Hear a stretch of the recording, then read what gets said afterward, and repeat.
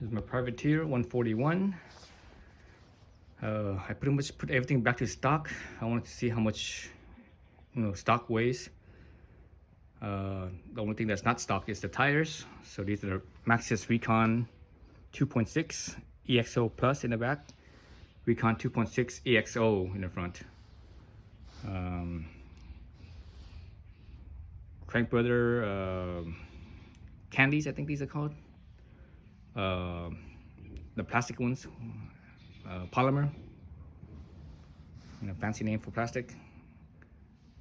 And the oval chainring. Oh, and the XT cassette, 51 tooth cassette. But everything else is, and I guess also the water bottle cage, stainless steel water bottle cage. But everything else is original. I put back the original handlebars and stem and everything. So let's see how much this bad boy weighs. See if I can do this with one hand here. I probably need two hands. Oh. Just one continuous video. Oh, let me see. So here's my park tool scale. I actually got a little hook here hanging up, so you can see it zeroed out. Let's see. Oh.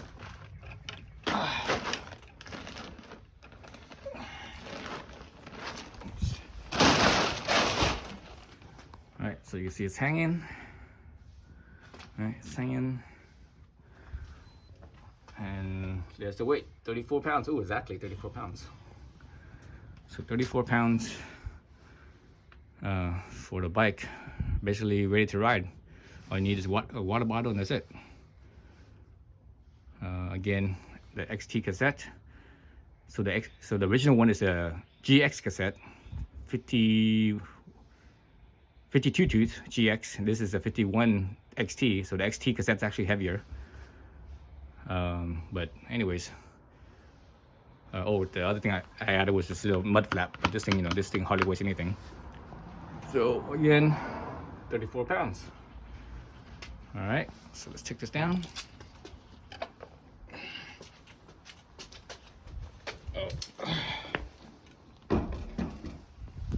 All right, so let's compare it to my Knolly Fugitive138. Let's see, what does it say 138? No, it doesn't say 138. But anyways, this is the Fugitive138.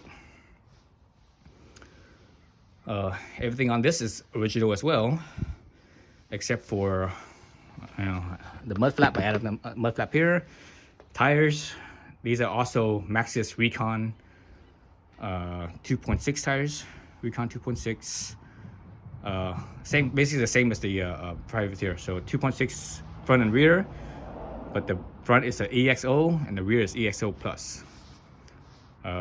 Same pedals, Crank Brothers candies, the polymer plastic pedals. Let's see, what else did I change or add on here? Oh, let's flip this around here then. So you guys can see the drive side. So let's look at it from the drive side here.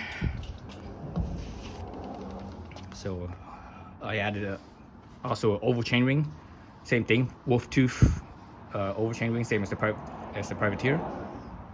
And obviously this is an XT build, so everything's XT on here. Let's see, what else did I change on this thing? I think that's about it. And obviously the stainless steel bottle cage. So yeah, so the only thing I changed was the chainring, the tires. Obviously I added my pedals. And and the mud guard and the tires, if I didn't mention the tires already. So let's look at how much this thing weighs. So one of the reasons why I have this same drive, the XT cassette and chainring, is I like the oval chainring, but also I like the XT, the Shimano. Look back at this thing again. It's just turned off. Turn it back on here. So zero it out. So one of the reasons why I built both of these back up the same, because that way you could see, you could compare them. You could compare both of them. Let's look at the weight. 11 ounces. Oh, so it's almost the same weight. So 11, another 5 ounces, they would weigh the same. They would, so the Fugitive was 34. So 5 ounces difference. So yeah, there you go. That difference is probably in the frame mostly, I think, because the Privateer has standard off-the-shelf tubing. The tubing is off the shelf, so it's probably, my guess is that the tubing is straight gauge, so it's thicker, heavier. Whereas the Knolly, the tubing is, I think it's specific to Knolly, so that's why the Knolly's, this is a much more expensive bike compared to the Privateer. The retail on this bike, the full retail on this bike is just under 7 grand. And the full retail on the Privateer is, I think, under 4,500. So basically, you're looking at 45, 55, 65. You're looking at almost $2,500 difference. Well, that's a big difference in price. So yeah, so there's the weight, 33 pounds, 11 ounces. Yeah, so that's the main thing I wanted to show, was the weight of the bikes. I guess I should also kind of talk about the bike themselves, the build, why I have them the way I have them. So so basically they both have the same tires and the same basically the same drivetrain, cassette and chain ring.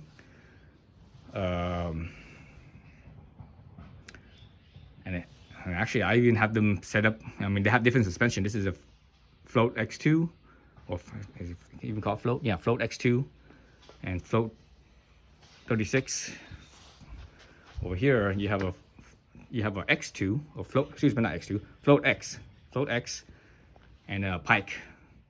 They both have the same travel, 50 in the 150 in the front, and so 150 in the front up here, 150 in the front up here. This is 138 in the back. This is 141 in the back, so only 3 millimeters difference more on this one. But the way that I have them set up, as far as the pressure, I have them set up at pretty much the same pressure. So I have it at 160 psi in the back, 60 in the front, 160 in the back here, and 60 up here. And they have almost the same amount of sag, so I'm aiming for 20% sag front and rear. So this one for sure has 20% sag. This one has pretty close to 20% sag. I'm probably within a few millimeters, I think. And they both ride very similar in the suspension. But because of this suspension, I think because it holds a little bit more air, both front and rear, and possibly also the suspension design, the Knolly is softer initially. In its beginning of its stroke, it's softer. But as it compresses through its travel, it stiffens up, hardens up quite a bit. So it has a more progressive curve compared to the Privateer. The Privateer also has a progressive curve, but not as much. So in the beginning stroke, it's not as soft, and it feels more linear. It's not linear, but it feels more linear compared to the Privateer. So that's one thing. As far as pedaling goes, they both feel almost the same. I think the Privateer pedals a little bit better, just because that initial stroke, it isn't so soft, so there's not as much movement. Whereas here, the initial stroke, there's more movement there. But they feel almost the same in the pedaling. In the climbing and such, besides the suspension, the bike themselves, this is a shorter bike, steeper head angle. This over here, I believe the head angle is 64.5. Or no, this is, well, it has two. There's a slack position and there's the neutral position. So the neutral position is, I think, 65 and 65.75, and I think the slack is 65, I believe. So 0.75 difference between these two, but 65 and 65.75 versus 64.5.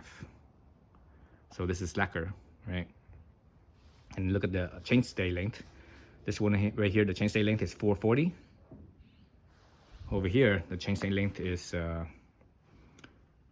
I think in the slack position is 433, I believe, about 433, and in the neutral position is 4 430 or 431. It's only like 2 or 3 millimeters difference between the slack and the neutral position. So it's shorter chainstay. So shorter chainstay and steeper head tube angle. The wheelbase is shorter too. The wheelbase on this one is, I think, what was it, 12? God, what was it now? 12. It's around 1220 or 1215, somewhere in that range, 1220, 1215. Where this bike, the wheelbase is 12, I believe, 1235. So about, almost 20 or close to 20 or 20-ish millimeters longer. So a little slacker, a little longer. The reach on this is 460. No, 465. 465. This is a size medium. They're both size medium. This one is 462 or 463, so slightly shorter as well in the reach. Bottom bracket height. I don't remember the bottom bracket height, but I know that the neutral position on this is higher than the Privateer, but the slack position is lower than the Privateer, and they are also within a few millimeters of each other as well. So that not that much of a difference in bottom bracket height. But as far as how they ride, I haven't ridden the Knolly in technical rocky chunky stuff yet. I've only ridden in fire road because it's been raining and all the trails are closed except for the fire road. So going up and down the fire road, actually on this bike, when I first jumped on it and rode down the street, I actually noticed it right away. The first thing I noticed was that initial travel is a little bit softer, and also I noticed the reach, it was shorter reach, and the quicker steering because of the steeper head angle. As I'm climbing on this one, I noticed that a little bit as well, but they both feel almost the same. Most people won't notice the difference. But descending on this, I could definitely tell the difference in the length, the wheelbase, and the steepness. So it's a little bit less stable at higher speeds. Quicker steering. And here, this is much more stable. Just at the higher speed, it feels calmer. This one feels calmer. This one doesn't feel as calm. It feels more quick, more agile. Again, I haven't ridden this in the technical single track, so I don't know in tight trails, and I'm expecting the tight trails to be good. But as far as like chunky stuff, I'm not sure how it's gonna be. But yeah, so they are competitive or competing bikes, but slightly different though, different philosophy. This bike is was intended for the North Shore. North Shore riding. This bike was originally, this is from the UK, so they focus on that trails. I mean, both places rain a lot and it's wet a lot, right? So that's similar, but I'm not sure how steep it is in the UK. Whereas the North Shore, I know is steep. But this bike also has that racing DNA from the 161 enduro bike, race bike. So this one is very racy. It's very it's fast, but it doesn't feel very fast because it's so stable and the slack angle. So it's actually fast, but it doesn't feel fast because of the stability. And it's also because it's more racy oriented. Because of that stability, it's actually pretty forgiving. It feels very forgiving. Again, it feels very calm, so it feels very forgiving. Whereas this bike, even though I haven't ridden any technical trails yet, but just going down the fire road as fast as I could, it doesn't quite feel as forgiving. Just because you could feel it, slightly twitchier, because of that agility. It's more agile. Steeper head angle and shorter wheelbase, so it doesn't feel quite as forgiving and calm of a ride. So it does feel slightly faster. I think this one for probably the same. I'm probably going at the same speed, but I think this one feels slightly faster because of that slight twitchiness. And it's not really twitchy. I shouldn't say twitchy. That's not the right word. It's just not as stable as this bike is.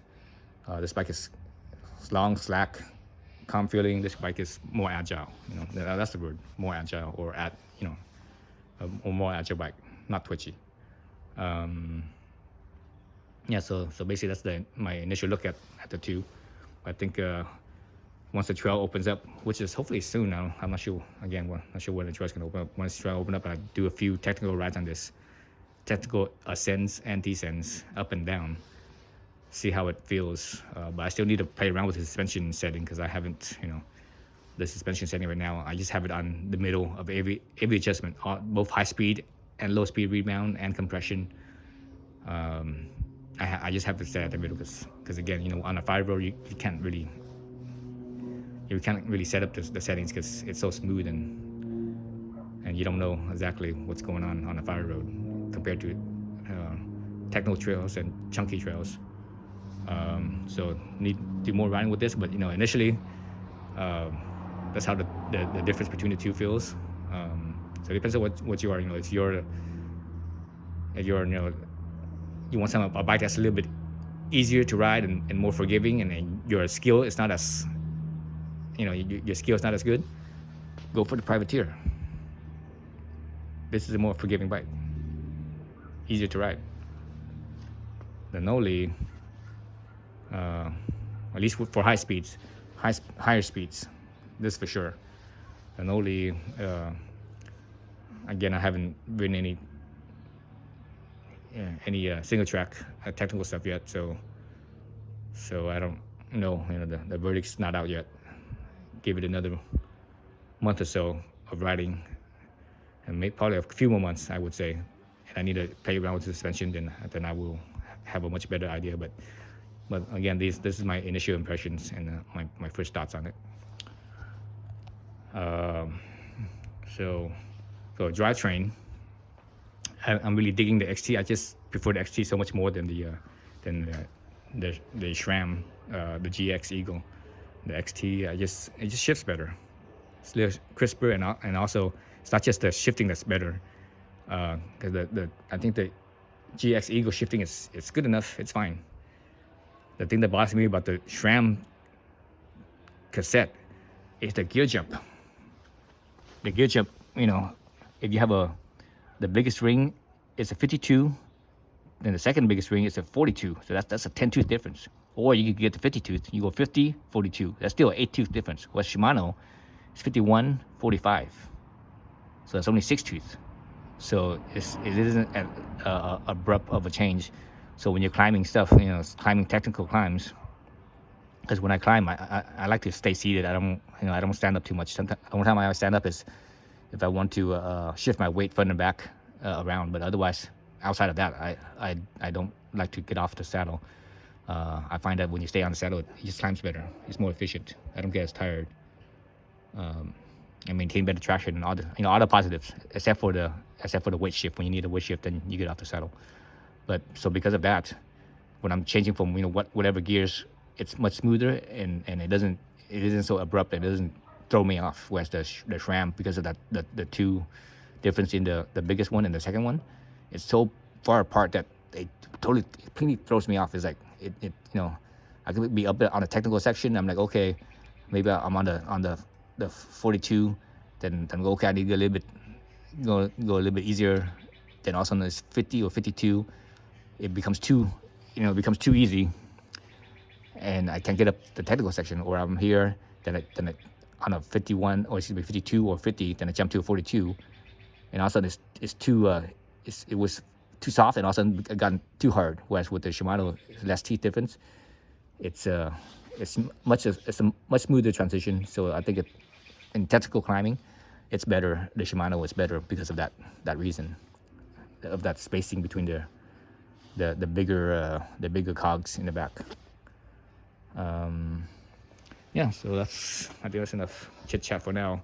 So I won't revisit this comparison for probably a couple more months until I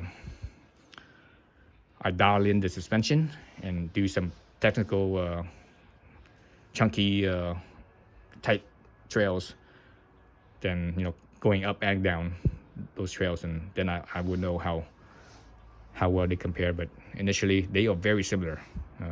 Again, the main thing I notice is the length. It's the length of it and the head to angle. So basically the geometry of the bike.